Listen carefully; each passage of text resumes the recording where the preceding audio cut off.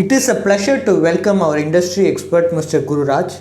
Sir, the question is why benchmarks are important in mutual funds?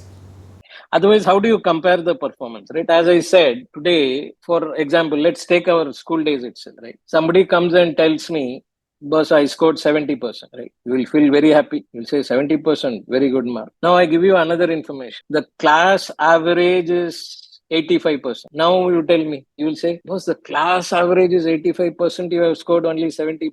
Boss, I think you are not there, correct? So until I give you a measure, you will not be able to evaluate my performance, right? That's where very important to have a benchmark so that I compare.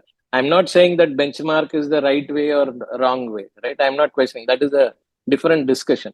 But until I go and measure it against something, I don't know whether my performance is good or bad, right? That's where we need to have a benchmark just to measure your performance. No other reason, yeah. Thanks for your detailed explanation. Are you in search of a personal guide who can remove the stress of handling your finances? Then please feel free to avail our expert consultation. And also you can attend our webinars to gain investment related insights. Both the consultation and webinar are absolutely free and you can find the link in the below description. Please like and share and do subscribe to Holistic Investment.